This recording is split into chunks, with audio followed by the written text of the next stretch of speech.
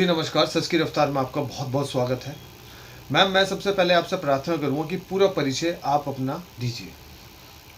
मैं Mithilesh Sharma, ward number 88 से, party Congress से, और पत्नी श्री मुनीश पंडित जी। जी मैम, आज मोदी सरकार ने, केंद्र की सरकार ने एक बड़ा फैसला लिया है। कृषि कानून को आज हाँ उन्होंने जी, वापस लिया है। हाँ जी। आपकी अपनी क्या विचारधारा है? देखिए, बहुत लेट ये उन्होंने फैसला लिया, इसके लिए मतलब खेद है हमें कि इन्होंने इतना लेट फैसला लिया। ये थोड़ा जल्दी लेते, इतने हमारे किसान भाई शहीद हो गए, उन्होंने बलिदान दे दिया, इतनी घटनाएं घट गई, ये सब इतना लेट हुआ, इसका बहुत ज़्यादा खेद है। और जो मतलब हुआ है, जो हानि हुई है, जो किसान भाई की डेथ हुई है, तो उनको थोड़ा मुआवजा मिले, सरकारी नौकरी मिले, उनको घर चलाने के लिए सुविधा मिले। उनके घर में, एक किसान के घर में जो एक है वही डेथ हो गई, तो उसका तो सारा घर ही बेकार हो गया। तो उनको थोड़ा सा वो हो, और ये आगे मतलब ऐसी योजना ना बनाए, आगे चुनाव के बाद ये ऐसी योजना फिर से ना बनाए, ताकि इतना लंबा पीरियड जो परेशानी हुई है, आम पब्लिक को बहुत परेशानी हुई है, दिल्ली आने जाने वालों को सुविधा नहीं मिली, इसलिए बहुत मतलब लेट लिया। लेकिन धन्यवाद मोदी जी का। अच्छा, मोदी जी का धन्यवाद। हाँ। देखिए, अच्छा एक बात मैं आपसे पूछना चाहता हूँ।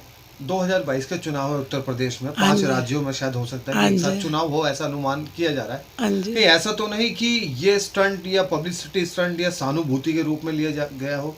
हाँ जी, वैसे देखो 99% तो यही सब कह रहे हैं। अच्छा, हाँ जी। लेकिन जो फैसला हुआ है वो आप उसके पक्ष में हैं? नहीं, हम जी उनके पक्ष में हैं, लेकिन ये बहुत मतलब जल्दी लिया जाता तो आम पब्लिक और किसानों के लिए, जो बेचारे ठंड में बैठे थे और जाने आने का जो वो हुआ है, पूरा साल भर हो गया, लोग शादियों में भी नहीं जा पाए, डेथ में भी नहीं जा पाए। सरकारी संपत्ति का हाँ बहुत जी, नुकसान सरकारी हुआ। संपत्ति का बहुत, और फिर किसान भाइयों का बहुत अपमान हुआ है। और कभी पानी फेंका गया, कभी कुछ हुआ, कभी कुछ हुआ। जाने भी गई। हाँ, जाने भी गई, यही था बस। तो लेकिन आज कहीं ना कहीं एक संतुष्ट है। हाँ जी, आज एक किसान भाई बहुत खुश हुए, मतलब बहुत ही अच्छा उनका बन गया है कि चलो हमारी मांगे पूरी हुई हैं, जो हम कह रहे हैं। 2022 में हो सकता है कि कांग्रेस आए उत्तर प्रदेश में। हाँ जी, देखो होगी, और हम तो चाहते ही आए, और हम कोशिश करेंगे बहुत अच्छा, माफ अच्छे से। कीजिएगा, मैं एक ऐसा आपसे प्रश्न पूछना चाह रहा हूँ। सभी लोग आजकल हाँ जी। परिवर्तन कर रहे हैं, परिवर्तन हाँ जी। यू टर्न हाँ आप जी। देख ही रहे हाँ होंगे, जी। हाँ जी। जिन्होंने अपने जीवन भर एक हाँ पार्टी जी। में काम किया और अब यू टर्न कर रहे हैं। यू टर्न का मतलब आप समझ रहे हैं, हाँ पार्टी जी। छोड़ छोड़कर। आम आदमी में आ हाँ रहा है, जी। कोई बीजेपी में जा रहा हाँ है। जी। हाँ क्या जी। आप भी परिवर्तन करेंगे आने वाले समय में? देखिए, हम नहीं करेंगे, क्योंकि हम पुराने कांग्रेसी हैं, और हमारे जो फादर हैं सब, उन सब मिलाकर तो हम परिवर्तन नहीं करेंगे। मतलब आजीवन आप कांग्रेस में समर्पित है हाँ जी। हाँ जी। और कांग्रेस से ही काम करें? हाँ जी। अच्छा, एक बात और, अगर कांग्रेस आपको किसी कारणवश अपने वार्ड से टिकट नहीं देती हाँ और जी। किसी को देती है, तो क्या आप उनके साथ देंगे? नहीं, देखो हम साथ देंगे, लेकिन ऐसा है नहीं, और अगर देंगे तो हम पार्टी के साथ ही हैं। पार्टी के हाँ साथ, जी। मतलब आपका जो इरादा है वो है पार्टी को मजबूत करना। हाँ जी, बिल्कुल जी, पार्टी अच्छा। को मजबूत बनाना। अच्छा, इन 4.5 साल में तकरीबन आपने अपने वार्ड में किस चीज को ज्यादा प्राथमिकता दी?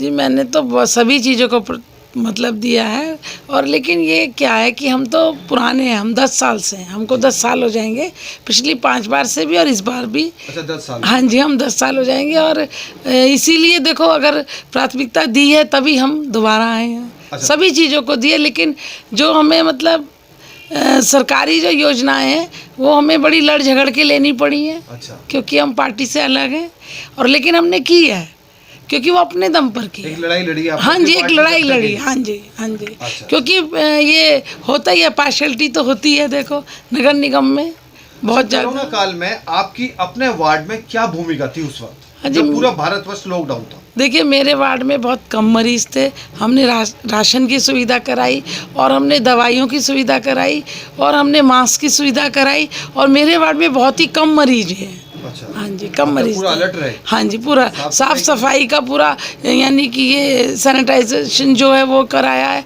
जितना भी हमने सब मतलब सब चीज़ों का बहुत ध्यान दिया है। चलिए, ज्यादा समय नहीं लूंगा, हाँ क्योंकि आप जी। घरेलू महिला हैं। हाँ जी, नहीं और आपको करेंगे। अपना वार्ड भी संभालना हाँ होता है, जी। घर भी संभालना होता है, हाँ अपने जी। जो आपका समय बड़ा कीमती है। हाँ जी। और वैसे भी अब चुनावी समय आ रहा हाँ है। जी। क्या 2022 के चुनाव के लिए सच की रफ्तार के माध्यम से भारतवर्ष को, वार्ड को कुछ संदेश देना चाहेंगे आप? जी, यही संदेश है कि ऐसी जो चीज़ें हैं वो ना हो, और जो पब्लिक के हित में हो, जो सरकार, कोई भी सरकार आए, वो सबसे पहले किसान भाइयों का सोचे, सबका सोचे, बच्चों का सोचे।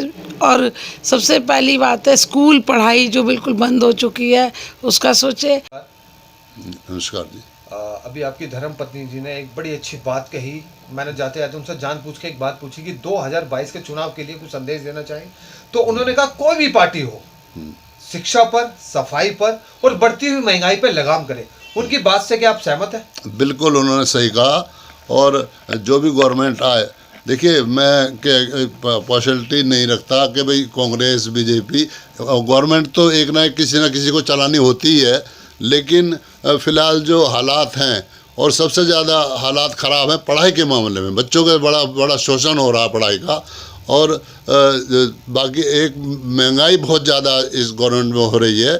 हम तो यही कहेंगे कि ध्यान में रखते हुए, जनता का ध्यान में रखते हुए कि भाई जनता को वो सुविधा ना हो, समझे।